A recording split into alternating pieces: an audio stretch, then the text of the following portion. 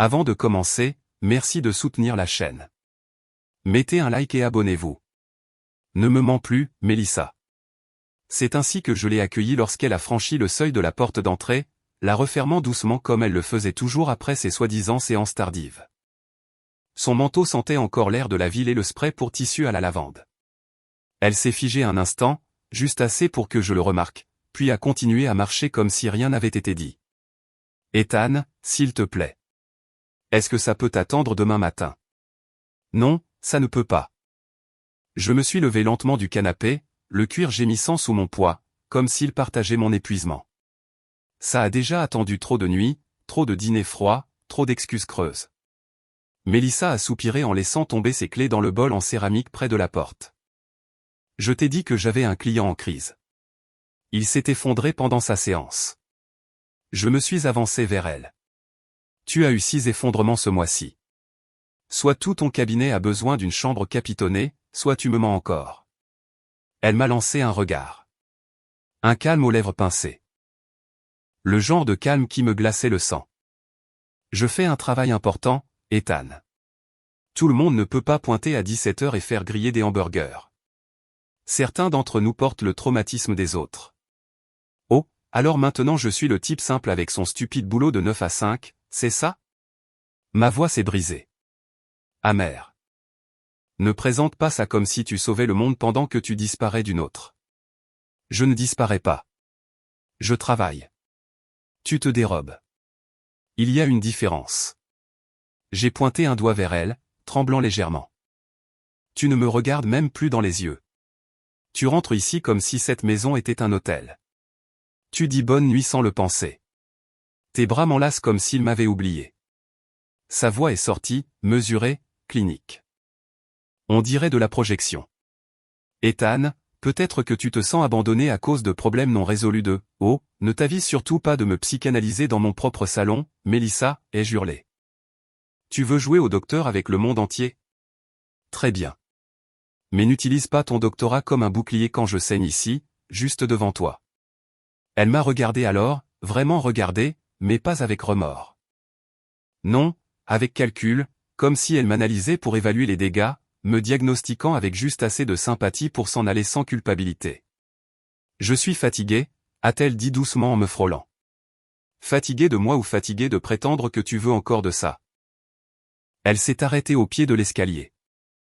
Je suis fatigué de n'être jamais assez bien pour toi. Celle-là m'a fait mal, parce que c'était un mensonge enrobé de vérité. Je ne lui avais jamais demandé d'être tout, juste d'être honnête, juste d'être présente. Elle est montée sans un mot de plus. Je suis resté dans le salon, regardant la douce lumière de la cage d'escalier s'estomper. Le silence qui a suivi la disparition de ses pas pesait comme un fardeau. Je suis resté là un moment, respirant encore lentement, jusqu'à ce que je monte finalement les escaliers à mon tour, mais je ne l'ai pas suivi dans notre chambre. Cette nuit-là, je suis resté éveillé dans la chambre d'Amy, les yeux grands ouverts, écoutant, non pas le vent ou les voitures dehors, ni même Mélissa se retournant dans le lit, mais le son de quelque chose qui avait doucement commencé à mourir à l'intérieur de notre maison. Vous voulez savoir quel genre de vie j'essayais de protéger? Je suis paysagiste à Seattle. Je travaille principalement sur des toits terrasses, du haut de gamme. Je passe mes journées à faire naître la beauté du béton, à verdir l'acier et la pierre, à donner une impression de vie. C'est drôle, non? Je façonne des sanctuaires paisibles pour gagner ma vie, mais je suis incapable d'empêcher celui où je vis de devenir glacial. Mélissa et moi nous sommes rencontrés lors d'une conférence à l'université. Elle était sur scène, parlant de la théorie de l'attachement. J'étais dans le public, esquissant des motifs de lire dans la marge d'un carnet. Je pensais qu'elle savait lire les gens mieux que quiconque. Mais maintenant je pense qu'elle est juste devenue très douée pour évaluer jusqu'où elle pouvait aller. Et ce soir-là, j'ai enfin arrêté de fermer les yeux. Le lendemain matin, le soleil n'avait même pas encore percé le ciel gris de Seattle lorsque j'ai versé 2 tasses de café et les ai posées sur l'îlot de la cuisine. L'odeur de torréfaction foncée remplissait l'espace entre nous, mais elle ne pouvait adoucir ce qui allait arriver. Mélissa est entrée, vêtue de son peignoir bleu marine, les yeux mi-clos, les lèvres pressées en cette ligne indéchiffrable qu'elle avait perfectionnée. « Bonjour », ai-je dit simplement. Elle a hoché la tête sans un mot et a pris sa tasse. Le silence se resserrait déjà autour de nous comme un nœud coulant. Je veux qu'on parle de nous, ai-je dit, la voix calme, presque trop calme. Sa main s'est à nouveau figée en plein geste. Pourtant, elle a reposé la tasse avec un léger cliquetis. Ethan, je ne peux pas continuer cette boucle émotionnelle chaque matin. J'ai 2 clients avant midi. Je ne demande pas une séance de thérapie, juste une conversation. En tant que mari et femme. Mélissa a croisé les bras et s'est appuyée contre le comptoir. D'accord, alors parle. J'ai pris une profonde inspiration. Je n'aime plus la façon dont nous vivons. La distance, la tension.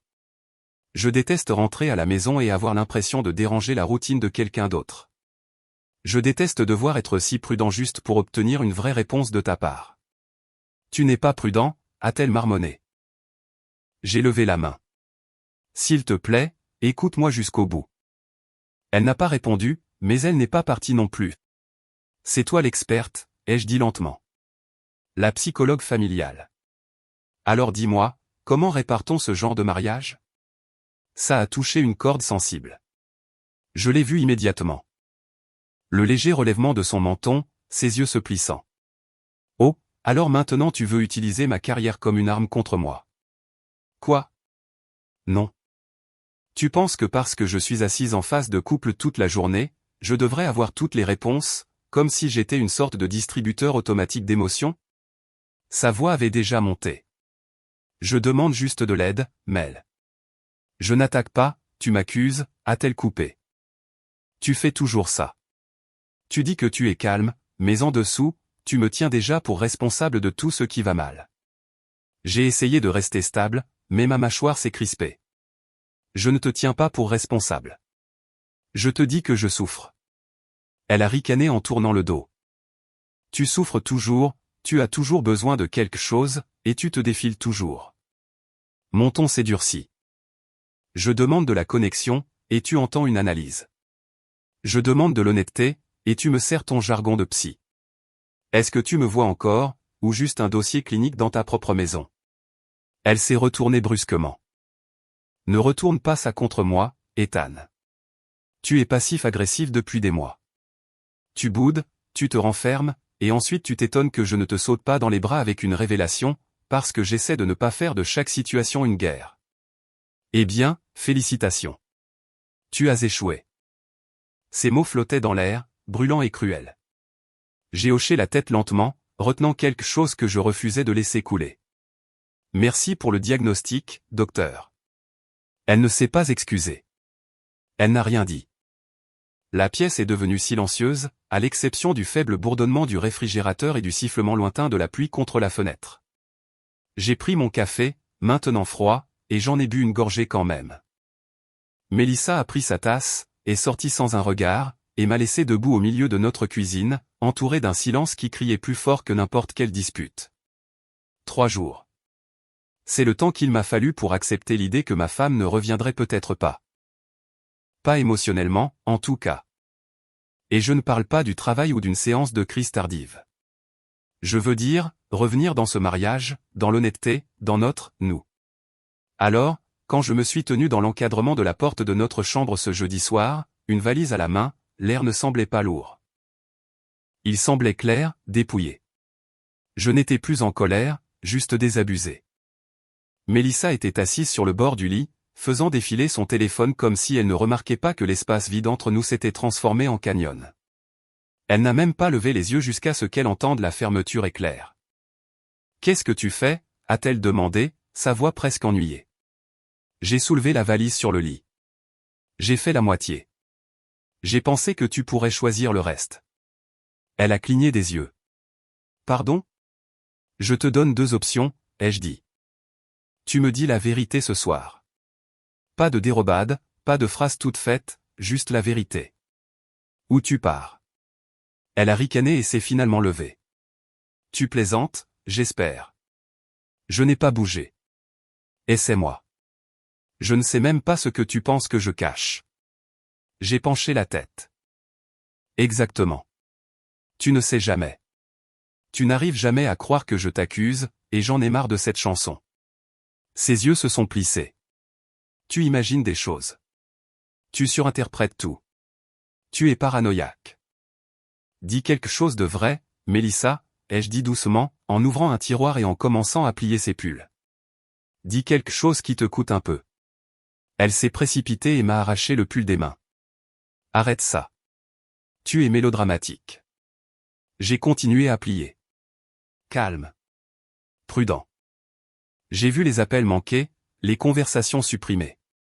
Tes mensonges ne prennent même plus la peine de se maquiller.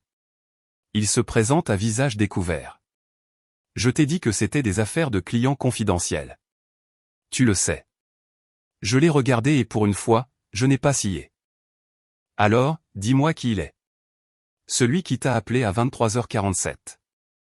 2 fois. Elle est restée silencieuse juste une seconde. Ses mains planaient en l'air, figées au-dessus de la valise. Je ne ferai pas ça, a-t-elle finalement marmonné. C'est malsain. Alors, rendons les choses saines. J'ai fait une pause. Dis son nom. Sa mâchoire s'est contractée. Dis son nom. Mélissa a reculé et s'est laissée tomber sur la chaise près de la fenêtre. Son peignoir a légèrement glissé au col, et je pouvais voir son pouls battre rapidement à sa gorge. Elle n'était plus ennuyée maintenant. Je ne pense pas que le divorce soit ce dont nous avons besoin, dit-elle soudain, doucement. Je pense que nous avons besoin d'aide. J'ai plié la dernière blouse et j'ai attendu. Je connais quelqu'un, a-t-elle poursuivi, la voix tremblante maintenant. Un collègue en ville, discret, professionnel. Nous pouvons faire quelques séances. Essayez de repartir à zéro. Je suis resté là un moment, laissant ces mots s'installer. C'était la première fois qu'elle ne niait pas quelque chose catégoriquement. Et pourtant, ce n'était pas un aveu, mais une panique que je reconnaissais. D'accord, ai-je finalement dit, nous irons. Sa tête s'est relevée d'un coup. Mais je ne le fais pas parce que je crois que ça nous réparera, ai-je ajouté. Je le fais pour pouvoir dire que j'ai tout essayé. Mélissa a dégluti difficilement. Tu penses qu'il est trop tard? Je pense qu'il est trop tard depuis un moment. J'ai attrapé la valise et l'ai fermée, mais je suis prêt à te donner une dernière chance franche de me montrer que j'ai tort. Elle a baissé les yeux sur ses genoux, les mains serrées, ne disant rien. Je suis sorti, la valise cognant derrière moi, et pour la première fois depuis des semaines, je ne me sentais pas en conflit, juste lucide. La salle d'attente semblait tout droit sortie d'un catalogue de spa de luxe. Un jazz doux flottait des haut-parleurs du plafond et un diffuseur soufflait de la lavande dans l'air comme s'il pouvait effacer tout ce que nous avions apporté avec nous. Mélissa était assise à côté de moi sur le canapé bleu pâle, les jambes croisées, le visage composé. Elle ressemblait à une conférencière invitée attendant d'être présentée, pas à une épouse venue se battre pour son mariage. Moi? J'étais assis, immobile, les mains jointes, fixant l'art abstrait sur le mur et me demandant combien d'autres couples s'étaient assis ici en prétendant ne pas être brisés. Ethan et Mélissa. Une voix a appelé doucement. Nous nous sommes levés. Le thérapeute, le docteur Ulbrook, était un homme grand, la cinquantaine avancée, avec des cheveux argentés et des yeux bienveillants. Mélissa l'a salué comme un vieil ami. C'est un plaisir de vous rencontrer enfin, dit-elle, offrant un sourire chaleureux et une poignée de main. Il nous a conduits dans son bureau. Lignes épurées, fauteuil moelleux, éclairage doux. Le genre d'endroit où l'on oublierait presque qu'on est là pour vider son sac. Une fois assis, il a joint les mains et a dit « Mélissa m'a donné quelques informations au téléphone, mais je veux entendre vos deux versions. Qu'est-ce qui vous amène aujourd'hui ?» J'ai ouvert la bouche, mais Mélissa a parlé la première. Eh bien, a-t-elle commencé avec un soupir étudié, je pense qu'Ethan et moi faisons face à un cas classique d'épuisement émotionnel. Il s'est senti négligé. Naturellement, mon emploi du temps a été intense ces derniers temps. Et je n'ai pas toujours fait de mon mieux pour lui créer un espace. Je le reconnais pleinement. Le docteur Ulbrook a hoché la tête. C'est honnête. Et comment vous sentez-vous par rapport à ça, Ethan? Je me sens, ai-je commencé, mais elle m'a de nouveau coupé. Il a beaucoup intériorisé. J'en vois les signes. Le repli sur soi, l'irritabilité, un sentiment de méfiance. J'essaie d'être plus présente, mais parfois il résiste à la vulnérabilité, ce qui crée cette dynamique d'attraction-répulsion qui nous épuise tous les deux. Je la fixais. Elle ne mentait pas. Non, elle jouait un rôle, recadrait, contrôlait le récit comme si c'était une session de groupe à l'un de ses séminaires. Le docteur Ulbrook s'est penché en avant. Cela doit être frustrant pour vous deux. J'ai enfin parlé. Ce n'est pas juste de l'épuisement. C'est du mensonge, de la dérobade. Mélissa a laissé échapper un rire léger, doux, incrédule. Je pense que ce qu'il veut dire, c'est qu'il est suspicieux à propos de choses qu'il n'a pas pu prouver. La voilà, ai-je marmonné. Le docteur Ulbrook a regardé de l'un à l'autre. Y a-t-il eu des incidents qui vous ont rendu méfiant, Ethan? Elle m'a menti. Ce n'est pas vrai, a dit Mélissa rapidement, sa voix veloutée et calme. J'ai été débordée. Et oui, j'ai fait des erreurs. Mauvaise communication, distance émotionnelle. Mais je n'ai jamais été infidèle. C'est un faux récit qui se renforce sans cesse parce qu'Ethan refuse de se sentir en sécurité. Faux récit. Je l'ai regardé comme si je ne connaissais pas la femme assise à 1 mètre de moi, parce qu'à ce moment-là, c'était le cas. Je me suis tourné vers le docteur Ulbrook. Vous savez quoi? Ce n'est pas une thérapie. C'est du théâtre, et je ne suis pas intéressé par une autre de ces représentations. Je me suis levé. La voix de Mélissa est venue rapidement. Ethan, s'il te plaît. Ça n'aide pas, non, ai-je dit doucement. Ça n'aide pas, le docteur Ulbrook s'est adossé, les sourcils levés. Êtes-vous sûr de vouloir mettre fin à la séance? J'avais fini au moment où elle est entrée ici avec un script. Je suis sorti. La réceptionniste n'a pas levé les yeux. Le couloir semblait plus long en sortant. L'ascenseur a pris son temps, et quand je suis sorti dans l'air frais du centre-ville, je n'ai pas ressenti de paix. J'ai ressenti la trahison, affinée en quelque chose de plus dur. La clarté. Je suis monté dans mon camion et j'ai conduit jusqu'à la maison en silence. Mélissa rentrerait en taxi, mais quelque chose me disait qu'elle réaliserait pendant le trajet que j'avais cessé de demander la vérité parce que je la connaissais déjà. J'étais encore assis sur le bord du canapé, ma veste drapée sur la coudoir, lorsque les phares d'un taxi ont balayé la fenêtre. Un instant plus tard, la porte d'entrée s'est ouverte avec cette poussée familière et pressante, celle qu'elle utilisait toujours lorsqu'elle essayait de contrôler le déroulement d'un moment. Mélissa est entrée rapidement, les yeux déjà grands ouverts d'émotion, son manteau glissant de ses épaules comme si elle ne le sentait même pas. « Tu m'as laissé là-bas » dit-elle, à bout de souffle. « Tu es juste parti. » Je n'ai pas bougé. Oui, c'est vrai. Elle se tenait au milieu du salon comme si elle ne reconnaissait plus la disposition. « Tu m'as humilié. »« Non, » ai-je dit calmement. « Tu as fait ça toute seule. » Elle a fait les 100 pas, les mains s'agitant. « Je t'ai dit que j'étais prête à y travailler. J'ai suggéré la thérapie. Je me suis ouverte là-bas et tu t'es défilée. Tu as joué un rôle, ai-je corrigé. Tu n'étais pas ouverte. Tu étais parfaite, préparée. Tu as transformé un thérapeute en public. J'essayais de me défendre, a-t-elle hurlé. Tu me traites comme une étrangère. Je marche sur des œufs depuis des semaines, Ethan. Je me suis levé, lentement et sûrement. Et moi, je tourne en rond en essayant de trouver la version de toi qui croyait encore en ce mariage. Elle n'est plus là. La voix de Mélissa s'est brisée. Tu penses que ça ne me fait rien, que je ne souffre pas? Je suis toujours là, n'est-ce pas? Non, tu n'es pas là. Tu occupes juste l'espace. Elle a secoué la tête en s'avançant vers moi. Tu n'es pas juste. Tu ne vois pas à quel point tu es devenu froid. Refermé. Je l'ai appris de toi. Sa bouche s'est ouverte, puis s'est refermée. J'ai regardé autour de la pièce. Le plaid plié exactement comme elle l'aimait.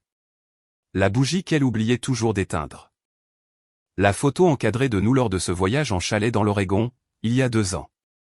Nous avions l'air heureux sur cette photo, ou du moins, d'une manière convaincante. Je me suis retourné vers elle. Je ne suis plus en colère, Mélissa. C'est la partie qui devrait t'effrayer. Elle a froncé les sourcils. Qu'est-ce que ça veut dire? Ça veut dire que j'ai arrêté d'essayer. J'ai arrêté d'espérer. Je ne cherche pas d'excuses. Je n'attends pas de changement. J'en ai juste fini. Le silence qui a suivi nous a enveloppés comme du givre. Elle me fixait, clignant des yeux trop vite, ses mains tremblant encore légèrement à ses côtés. J'ai tout donné à ce mariage, a-t-elle murmuré. Non, ai-je dit doucement. Tu as tout donné pour contrôler le récit. Tu ne t'es jamais autorisé à être vrai avec moi. Pas même ce soir. J'étais vrai, a-t-elle insisté. Mais même son ton a vacillé sur le dernier mot. Je suis allé à la cuisine et je me suis versé un verre d'eau. Derrière moi, j'ai entendu sa voix s'adoucir. Est-ce que tu m'aimes encore? Je me suis retourné, m'appuyant sur le comptoir. Est-ce que ça a encore de l'importance? Ses yeux brillaient. Ça a de l'importance pour moi. J'ai hoché la tête une fois. Alors peut-être que tu aurais dû mieux le protéger. Elle s'est effondrée sur le canapé. Silencieuse maintenant, comme quelqu'un qui venait de réaliser qu'il s'était présenté à un duel avec la mauvaise arme. Plus d'excuses, plus de jeux de mots, juste le poids d'un silence qu'elle ne pouvait pas manipuler. Et moi, je n'ai pas offert de réconfort. Je ne me suis pas assis à côté d'elle. Je suis juste passé devant elle, j'ai monté les escaliers et je l'ai laissée seule dans une pièce qui semblait enfin aussi creuse que les mots qu'elle avait passé des mois à répéter. La bouteille était au fond du placard depuis un an, offerte par un client, non ouverte, assez chère pour être gardée pour une occasion spéciale. Et peut-être que ce n'était pas ce qu'ils avaient en tête. Mais ce soir, l'occasion semblait limpide. J'ai versé un verre. Sans glaçon. Je l'ai laissé respirer pendant que la nuit enveloppait Seattle de ce calme frais et humide qui s'installe toujours quand le monde cesse de faire semblant.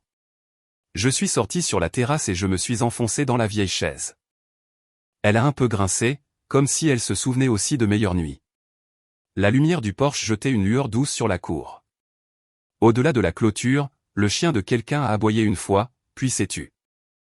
Même les arbres semblaient immobiles, comme s'ils savaient que quelque chose avait changé. J'ai bu une longue gorgée, j'ai laissé la brûlure s'installer, et pour une fois, je n'ai pas pensé à ce que j'aurais dû dire ou à comment réparer quoi que ce soit. Je me suis juste assis, j'ai laissé le calme s'installer, je me suis permis d'exister sans essayer de résoudre la tempête de quelqu'un d'autre. La porte coulissante s'est ouverte derrière moi. Je ne me suis pas retourné. Mélissa est sortie rapidement, ses pas secs sur le bois. Alors, c'est là que tu as disparu. Je ne la regardais toujours pas, je n'ai pas disparu. Je me suis déplacé. Elle a croisé les bras. Du whisky en pleine semaine. Très sain. J'ai bu une autre gorgée. Mieux que de s'étouffer avec des mensonges polis à l'intérieur. Ne fais pas ça, a-t-elle dit, la voix tendue. Ne fais pas comme si tu étais au-dessus de tout ça. Comme si tu étais soudainement le maître zen de l'échec conjugal. J'ai gloussé doucement. Ce n'est pas de ça qu'il s'agit. Elle s'est approchée. C'est de l'autodestruction, Ethan. Rester assis ici à bouder, à boire, à faire comme si tu étais dans un film noir. C'est drôle, ai-je dit en posant le verre. Tu disais toujours que je ne m'exprimais pas assez. Maintenant que je le fais tranquillement, c'est aussi un problème. Mélissa a levé les mains au ciel. J'essaie, bon sang. Je suis là. Je pose des questions. Je propose une thérapie, et tu déformes le récit jusqu'à ce que je sois la victime de ta suspicion, ai-je coupé. Je connais la chanson, Mel. J'ai vécu avec pendant des années. Son expression a vacillé. Ce n'est pas juste. Non, ai-je dit en me levant lentement, verre à la main. Ce qui n'est pas juste, c'est comment tu utilises les mots comme des scalpels. Comment tu me fais douter de ce que j'ai vu, de ce que j'ai ressenti, même de ce que je savais. Tu ne m'as pas seulement menti. Tu m'as traité comme si j'étais trop stupide pour le remarquer. Je n'ai jamais dit ça. Tu n'en as pas eu besoin. Elle me regardait maintenant comme si elle ne reconnaissait pas ce qu'elle voyait. Peut-être qu'elle ne le reconnaissait pas. Peut-être que la version de moi à laquelle elle s'était habituée, celle qui pliait toujours, qui raisonnait toujours, qui pardonnait toujours, avait disparu. Je ne suis plus en colère, ai-je dit doucement. Et c'est ça qui te fait peur. Je n'ai pas peur, a-t-elle dit trop vite. Si, tu as peur, ai-je répondu.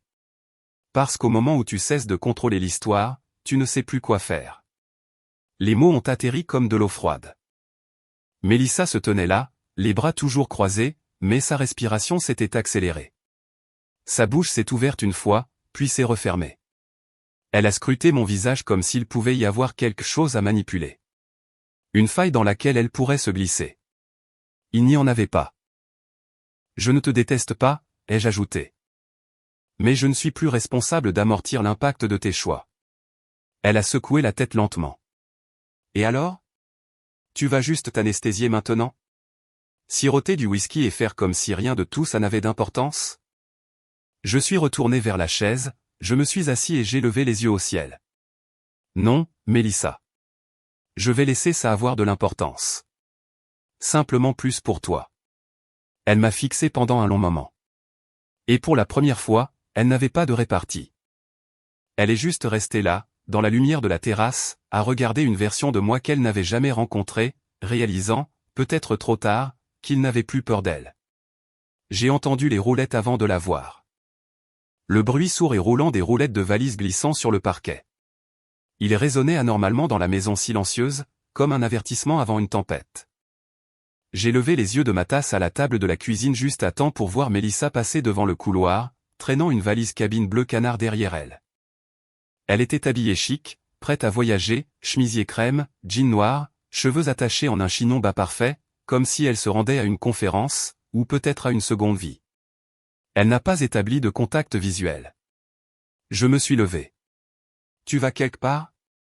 Elle s'est arrêtée à la porte d'entrée mais ne s'est pas retournée. Je t'ai dit que j'avais besoin d'espace. J'ai réservé un court voyage en solo. Où ça? Juste un endroit calme, dit-elle. J'ai fait un pas de plus. Où, Mélissa? Elle s'est enfin retournée. Lunettes de soleil déjà à la main. Quelle importance? Parce que je suis toujours ton mari, ai-je dit. Et si c'est à ça que ressemble l'honnêteté maintenant, c'est une version bien mince. Sa mâchoire s'est crispée.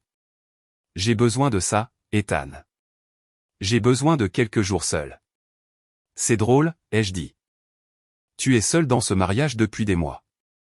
Tu n'avais pas l'air d'avoir besoin d'une valise pour ça. Elle a levé les yeux au ciel et a attrapé la porte. Dis-moi où tu vas, ai-je répété. Plus lentement cette fois. Juste une seule vérité.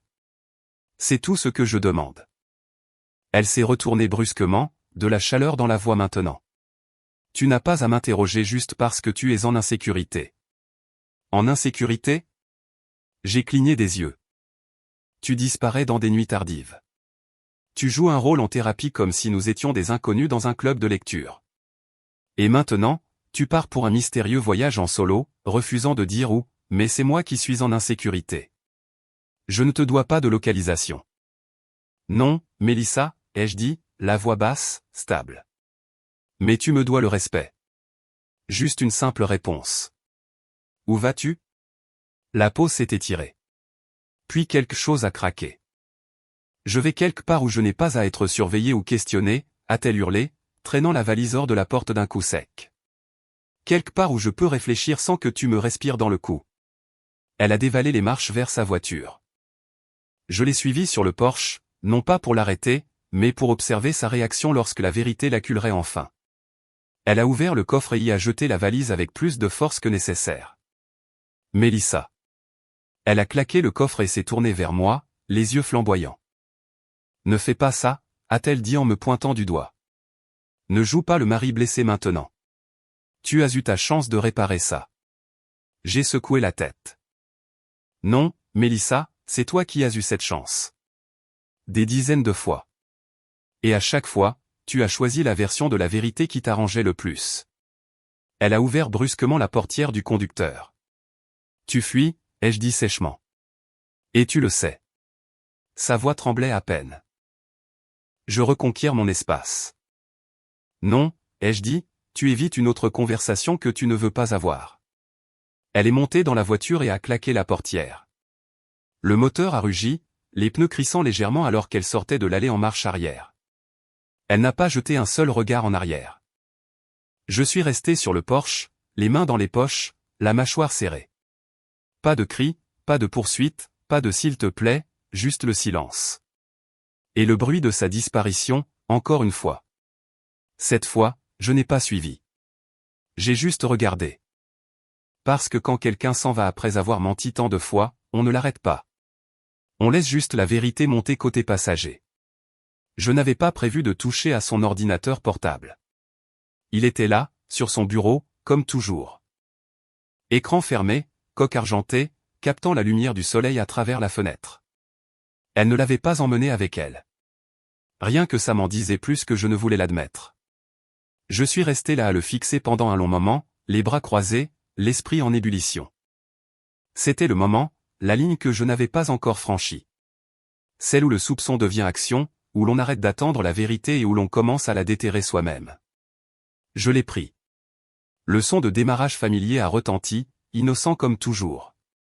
Son bureau était verrouillé, bien sûr.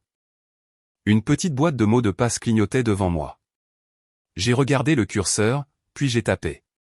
Sa date de naissance, mois, jour, année. L'écran a clignoté, puis s'est ouvert.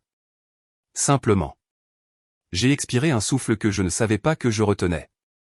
Pas de soulagement, pas de satisfaction, juste la confirmation malsaine qu'elle ne s'attendait pas à ce que j'essaie. Et cela m'a montré exactement à quel point elle s'était éloignée. Je ne savais pas par où commencer, alors je n'ai pas trop réfléchi. Je suis allé d'abord dans l'historique du navigateur. Propre. Trop propre. Des dizaines d'entrées supprimées. J'ai vérifié la corbeille. Rien d'évident. Puis j'ai ouvert son dossier de téléchargement. C'est là que je l'ai trouvé. Un PDF. Sans Eden Boutique Hôtel. Confirmation et itinéraire. J'ai double-cliqué. Le fichier s'est ouvert lentement, comme s'il savait qu'il allait me frapper en plein cœur. Enregistrement, jeudi dernier. Lieu, San Diego. Réservation pour une personne. Service de spa, suite avec vue sur l'océan, 5 nuits. Le tarif n'était pas donné. La chambre avait été réservée via un site tiers en utilisant une adresse email privée que je n'avais jamais vue, mais son nom y figurait. Adieu le ressourcement. J'ai fermé lentement l'ordinateur portable et je me suis adossé, fixant le mur. J'aurais dû être dévasté. Et peut-être qu'une partie de moi l'était, mais une partie plus profonde, celle qui s'était tranquillement réveillée depuis des semaines, n'était même pas surprise. J'ai attrapé mon téléphone et j'ai composé un numéro que je n'avais pas utilisé depuis des années. Jordan, c'est Ethan. Jordan était un vieil ami de l'université. Un petit génie de l'informatique à l'époque. Il faisait toujours du travail de cyber-freelance, configuration de confidentialité, récupération de comptes, même du suivi discret pour des clients qui ne voulaient pas de traces officielles. Il a décroché à la deuxième sonnerie. Ethan, mec, quoi de neuf? J'ai besoin que tu traces quelque chose. T'as des problèmes? Non, ai-je dit, juste fatigué qu'on me mente. J'ai tout expliqué soigneusement. Sans émotion. Juste les faits. Juste ce que j'avais trouvé. Il a sifflé. San Diego, hein. Classe. J'ai besoin de savoir avec qui elle est vraiment. J'ai besoin de preuves. Il y a eu une pause. T'es sûr? Jamais été aussi sûr. Jordan n'a pas discuté. Il ne le faisait jamais. D'accord. J'ai un gars là-bas. Discret. Il va vérifier. Si elle n'est pas seule, on le saura. Envoie-moi la facture, ai-je dit. Je paie tout de suite. Il a accepté et nous avons raccroché. Je suis resté assis là pendant un long moment. L'ordinateur portable de Mélissa toujours ouvert, le logo de l'hôtel gravé dans mon esprit. Elle n'était pas juste partie. Elle l'avait planifié. Elle avait couvert ses traces. Elle s'était assurée que je devrais trouver la vérité par moi-même. Alors, c'est exactement ce que je faisais. Pas pour la vengeance, pas pour le drame. Pour la paix. Parce que la paix, réalisais-je, ne vient pas toujours du pardon du mensonge. Parfois, elle vient du fait de prouver enfin qu'on n'était pas fou. La porte a claqué en s'ouvrant comme si elle lui appartenait à nouveau. J'ai à peine levé les yeux de la table de la salle à manger où un épais dossier en manille était posé à côté d'un verre d'eau. Pas de whisky ce soir. Mes mains étaient calmes, immobiles, presque trop immobiles. Mélissa est entrée, lunettes de soleil toujours sur le nez, valise dans une main, visage déjà dur. Tais-toi et ne commence pas, a-t-elle dit sèchement, sans même prendre la peine de fermer la porte derrière elle. J'ai penché la tête, la regardant déposer sa valise au pied de l'escalier. Waouh, ai-je murmuré, de retour depuis 5 secondes et déjà en train de donner des ordres. Elle a pointé un doigt vers moi comme si j'étais l'enfant dans la pièce. Je suis épuisé. Ne commence pas avec tes accusations, Ethan. Je me suis levé lentement, sans crier, sans broncher, je me suis simplement dirigé vers la table, j'ai pris le dossier et je l'ai laissé tomber devant elle avec un bruit sourd.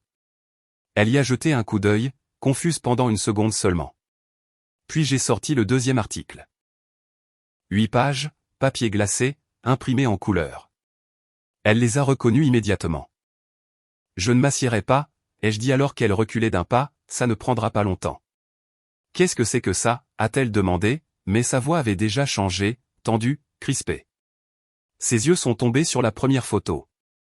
Au bord de la piscine, à San Diego, elle avait un chapeau de soleil et un bikini, se penchant près d'un homme grand aux cheveux noirs. Deuxième photo, sa main sur son dos. Troisième, leurs lèvres se touchant.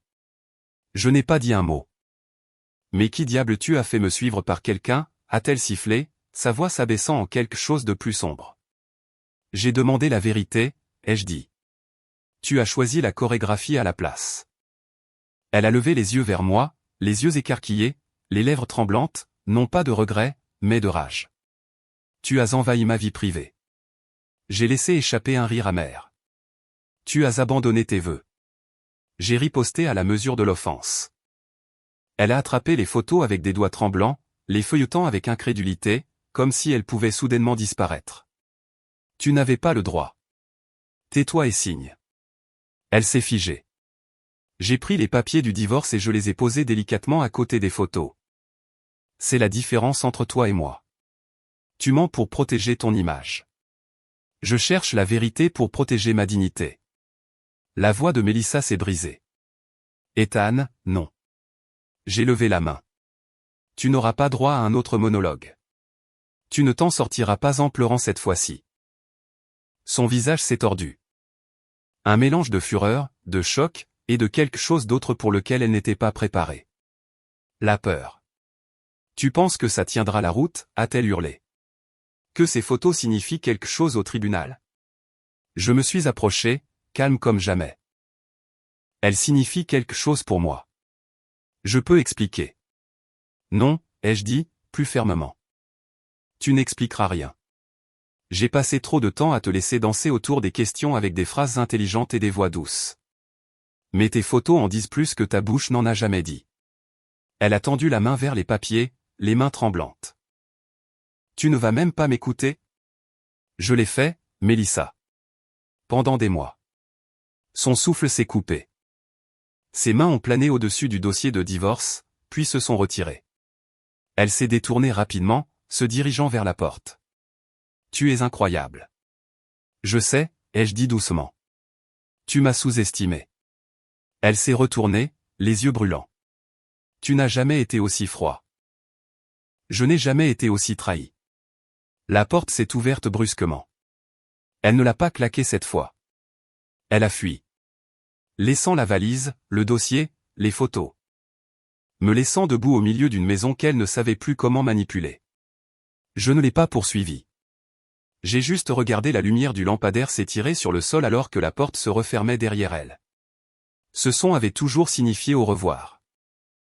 Mais cette fois, il ressemblait à une conclusion. À 9 heures du matin, l'onde de choc avait déjà commencé. Des SMS, 3 appels manqués, 2 messages vocaux que je n'ai pas pris la peine d'ouvrir.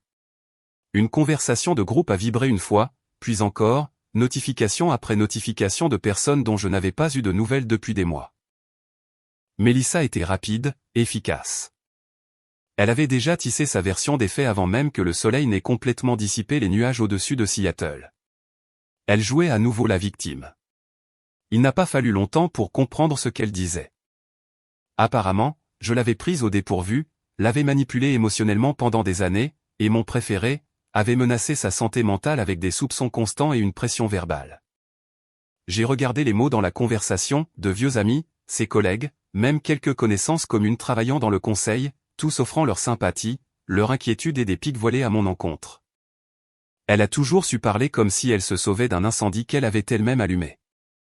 Alors, j'ai pris une profonde inspiration et j'ai posté les photos. Sans légende au début, juste les images, le baiser au bord de la piscine, la main sur son dos, le mensonge fait chair en haute définition. La conversation est devenue silencieuse. Puis j'ai tapé une ligne en dessous. Puisque nous jouons la transparence, voici ce qu'elle faisait pendant ses vacances en solo. J'ai appuyé sur envoyer, puis je suis allé dans la cuisine et je me suis versé un café. Pas de drame, pas de réponse. 10 minutes plus tard, mon téléphone a sonné. Mélissa. Je l'ai laissé sonner une fois, 2 fois, puis j'ai décroché. Je n'ai rien dit. Sa voix est arrivée, tendue, furieuse. Tu es fou? Tu as la moindre idée de ce que ça pourrait faire à ma carrière? Je n'ai toujours pas parlé. C'est de la diffamation, Ethan. Je suis une professionnelle respectée. Ma réputation est bâtie sur la confiance. Et clic. J'ai mis fin à l'appel. Sans crier, sans l'avertir, j'ai juste raccroché, laissant le silence parler. Le téléphone a vibré à nouveau une fois, puis s'est arrêté. Je l'ai posé face contre table et je suis allé à la fenêtre. Dehors, le quartier avait l'air le même. Des enfants à vélo, des arroseurs en marche, une voisine qui saluait en promenant son chien. Mais quelque chose avait changé. Pas là dehors. Ici. Mélissa avait passé tellement de temps à tisser une histoire qu'elle avait oublié une chose. Les histoires s'effondrent quand la vérité entre en scène. Et cette fois, je n'ai pas élevé la voix. J'ai présenté les preuves. Le tribunal était calme. Pas dramatique, pas tendu, juste calme de cette manière stérile et fluorescente que les bâtiments gouvernementaux ont toujours. Le genre de calme qui se fichait de la quantité de chagrin qui franchissait ses portes.